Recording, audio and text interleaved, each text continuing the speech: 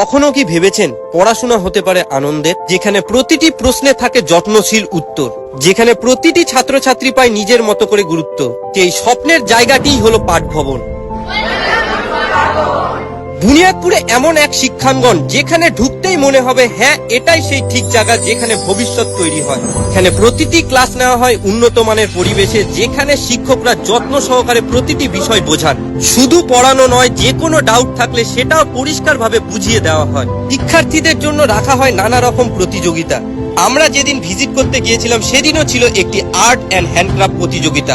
কিন্তু এরকম প্রতিযোগিতার আসল উদ্দেশ্যটা কি জানো? চলো সেটা সরাসরি শুনে নিই এখানকার শিক্ষকের কাছ থেকেই। এখানে রাখার একটাই উদ্দেশ্য যে আমাদের বুনিয়াদপুর বুকে যে সাংস্কৃতিক দিকটা, যে কালচারাল দিকটা উন্নত, তার জন্যই আমরা রেখেছি। তো সাধারণত আরেকটা জিনিস, এখানে যে বাচ্চারা অনেক আর্ট করছে, আর্ট বিভিন্ন জায়গায় শিখছে, তো তারা যে আর্টগুলো শিখছে তারা কোথায় এগুলো মানে তাদের প্রতিভাটা কোথায় দেখাবে, তাই জন্য আমরা একটা ছোট্ট প্রয়াস আমাদের পাঠভবনের তরফ থেকে যেন তারা এখানে আর্টের মানে আর্ট বা হ্যান্ডক্রাফট যেটা আমরা রেখেছি তার মাধ্যমে তারা তাদের প্রতিভাকে এখানে দেখাতে পারে। তাই জন্য আমাদের একটা ছোট প্রয়াস পাঠভবনের পক্ষ থেকে।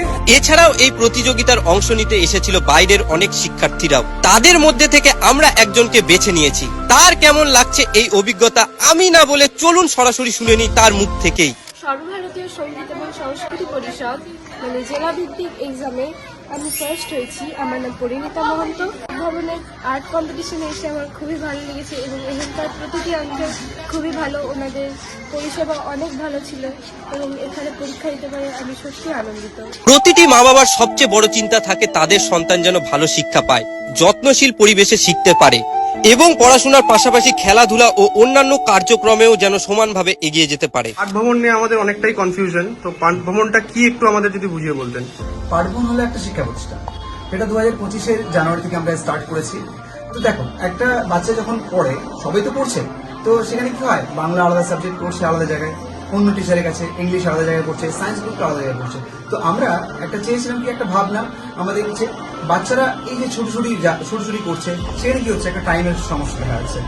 তাহলে আমরা কি করলাম যে এখানে বাচ্চারা যাতে এক জায়গায় সমস্ত সাবজেক্টগুলো আলাদা আলাদা টিচারের মাধ্যমে পড়তে পারে, সেই জন্য আমাদের এই প্রয়াস পাঠভবন। পাঠভবন একটা বেসিক্যালি প্রথমত কোচিং সেন্টার হিসাবে এই বুনিয়াদপুর বুকে যে বিডিও অফিসের পিছনের দিকে আমরা স্টার্ট করেছি। স্কুলে যে মানে বিভিন্ন পরীক্ষাগুলো হচ্ছে তার আগে বিভিন্ন আমরা ক্লাস টেস্টগুলো নিয়ে নিচ্ছি, ক্লাস টেস্ট নিচ্ছি। তার সঙ্গে আমরা কি করছি, এই বাচ্চারা যেন ভালো করে পড়াশোনা করে তার জন্য কি করি, যে পরীক্ষার বেসিকে আমরা তাদেরকে প্রাইজ দিচ্ছি, বিভিন্ন রকম গিফট দিচ্ছি, যাতে তারা কি উৎসাহিত হয় পড়ার দিক থেকে। বিশেষ করে এখন আমরা দেখছি যে মোবাইলে আসক্ত বাচ্চারা, তাই জন্য আমরা এই গিফটের মাধ্যমে একটু প্রয়াস করছি যেন এটা ভালো কিছু করতে পারে। তাছাড়াও যে বিভিন্ন রকম সাংস্কৃতিক প্রোগ্রামগুলো আমরা করছি, এর আগে স্বাধীনতা দিবসে আমরা একটা ছোট্ট প্রোগ্রাম করেছিলাম। এছাড়াও 5 সেপ্টেম্বর শিক্ষক দিবসের বিশেষ দিনে বুনিয়াদপুর শিশু উদ্যানে পাঠ ভবনের পক্ষ থেকে আয়োজিত হয়েছিল এক অনন্য সাংস্কৃতিক অনুষ্ঠান। এমন নয় যে শুধু আমরা, বরং গোটা বুনিয়াদপুরবাসী সেই আয়োজন দেখেছে এবং উপভোগ করেছে। একটা শিক্ষা প্রতিষ্ঠানও যে এত সুন্দরভাবে এত বড় আয়োজন করতে পারে সেটা আবারও প্রমাণ করে দিল পাঠ ভবন। নেক্সট টাইম আরেকটা জিনিস আমাদের 2026 থেকে আরো একটা জিনিস আমরা ইনক্লুড করছি। এখানে বিভিন্ন গার্জিয়ানরা আমাদের কাছে এটা আবদার করেছিলেন যে এখানে আপনাদের এখানে 3 ঘন্টা পড়ছে, তো এখানে যদি সারাদিন থেকে বা পুরোপুরি থেকে খাওয়া দাওয়া করে এখানে যদি রাখার ব্যবস্থাটা করা যায়, তো তার জন্য আমরা একটু বসলাম, সবাই মিলে আমাদের টিচাররা বসার পরে একটা ডিসিশন নিলাম যে আমরা পাঠভবনটাকে বেসিক্যালি একটা আবাসিক এবং অনাবাসিক প্রতিষ্ঠানে রূপান্তর করবো। মানে এটা আমাদের কোচিং সেন্টার থাকছে বিডিও অফিসের পিছনে, এবং নারায়ণপুরে আমাদের নতুন বিল্ডিং শুরু হয়েছে কাজ অলরেডি, আমাদের মানে 7 দিনে কমপ্লিট হয়ে যাবে, সবগুলো প্রায় রেডি। তো সেখানে ওখানে 24 ঘন্টা থাকা খাওয়াটা থাকছে, সঙ্গে অনাবাসিক যে মানে আপনার 10টার দিকে যাবে বাচ্চা এবং রাত 10টার দিকে বাড়িতে আসবে, এবং বিভিন্ন ফ্যাসিলিটিস গুলো ওখানে পাবে। সেগুলো অবশ্যই আপনারা আমাদের কন্ট্যাক্ট নাম্বারে যোগাযোগ করলে পাবেন। তো এটি একটি বুনিয়াদপুরবাসী এবং অল ওভার দক্ষিণ দিনাজপুর, মালদা, রায়গঞ্জ সবার জন্য খুব সুন্দর খবর, তাদের বাচ্চারা এখানে থেকে পড়তে পারবে। তো সেটা কবে স্টার্ট হচ্ছে? 2026 থেকে স্টার্ট হচ্ছে।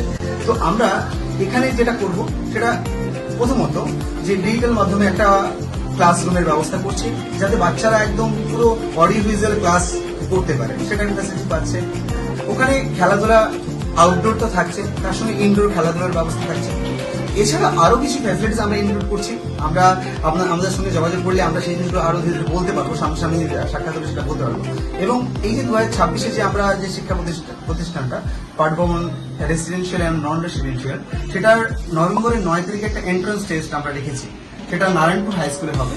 তো আমাদের যদি আপনারা কেউ এই ফর্ম নিতে চান বা পরীক্ষায় বসতে চান বা কেউ ভর্তি করার জন্য ইচ্ছুক থাকেন, তাহলে আমাদের দেওয়া নাম্বারে আপনারা যোগাযোগ করতে পারেন। অবশ্যই অবশ্যই, খুব সুন্দর একটি খবর, খুব ভালো লাগলো।